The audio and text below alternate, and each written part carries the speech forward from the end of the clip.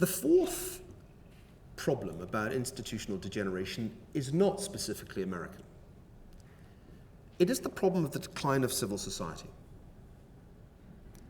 One of the things that made Western civilization remarkably dynamic in its glory days was the extent to which citizens would solve problems through voluntary association rather than by appealing to the state. Robert Putnam, in Bowling Alone, identified the decline of the voluntary association in the United States. He first published an essay on the subject in 1995. Since 1995, the downward trend has only continued. Fewer and fewer Americans and fewer Europeans are active members of voluntary associations. Being on Facebook is not a substitute at all. In fact, there's good academic research that shows that Facebook is only really an effective tool of mobilization if it is added on top of pre-existing real associations. Everything else is illusory. Friends who aren't friends, networks that can't organize. What we see in the decline of civil society is the obverse of the growth of the welfare state. And this growth has become pathological, whatever the good intentions of its creators were. The growth, for example, in the share of the US population dependent on Social Security invalidity benefits is a very startling thing. I was amazed to find that 6% of Americans my age, 6% are now recipients of invalidity benefit. That's more than double the proportion back in the 1980s. Did people get less healthy?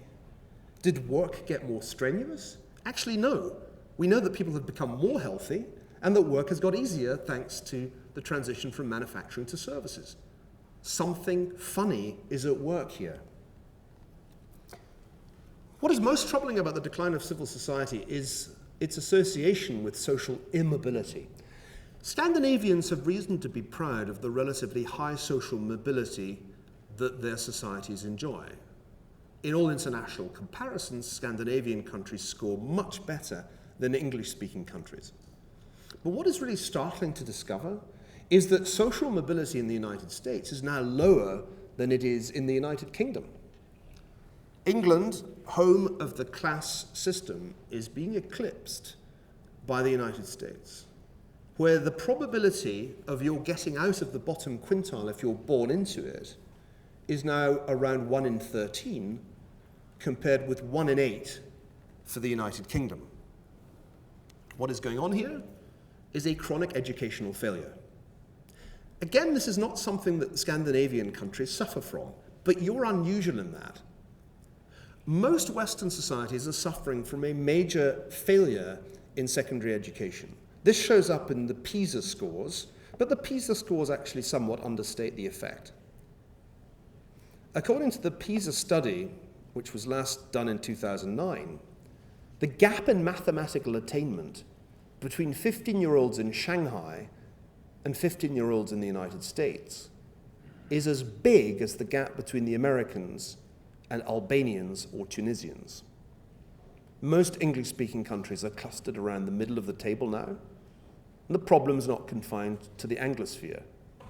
Scandinavians are unusual because they're up there close to the East Asians, who are now the world leaders in mathematical attainment.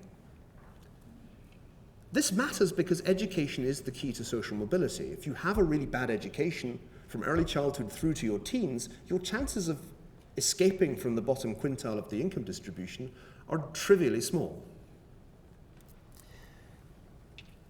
Civil society could have solved this problem in the way that it used to solve similar problems by creating new and better schools.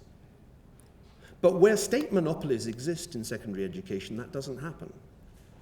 And oddly enough, in the United States, more than in most European countries, it's the teachers' unions that are doing their level best to prevent competition, changing the chances of poor kids when it comes to escaping from dependency and poverty.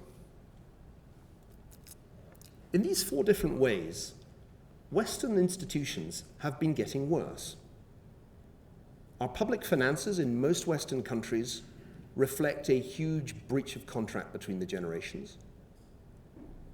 Our regulations have become complex to the point of dysfunctional in many areas of economic life. The rule of law is not what it was. And civil society is failing in one of its primary tasks, which is to ensure social mobility. Thus far, I've emphasized the degeneration of American institutions. But let me say a few words before I close about Europe. It's conventional to argue that Europe's problems today are fiscal or have to do with banks, but these two are symptoms of underlying problems. If you look at the rule of law or the problem of corruption, one of the most striking things of the last 20 years is that there has been divergence and not convergence in Europe. Whatever monetary union was supposed to achieve, it did not bring about a convergence in institutional standards. The gap between Northern Europe, between Scandinavia, and Southern Europe, let's say Italy, has widened drastically since the late 1990s. Most discussions in Europe overlook this problem. We have, as in the United States, reduced our policy debate to an argument about monetary and fiscal technicalities, missing altogether the profound structural and institutional problems that are really bedeviling our economies. I mentioned ease of doing business, and I told you that it now takes 433 days to do 7 basic business procedures in the United States. In Italy, the same 7 procedures will take you 1,500 days. That compares with Finland, where you can do it all in 420. How can there be a meaningful European integration with this kind of institutional disintegration? Not everything in Scandinavia is perfect.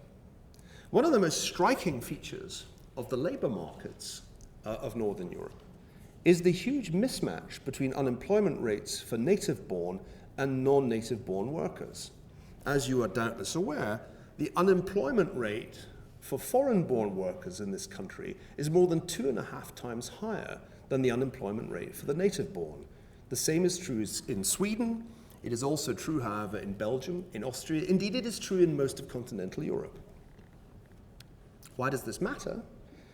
It matters because the failure of integration in many European countries is creating potential explosions of the sort we have seen in limited form already in the suburbs of Stockholm this year.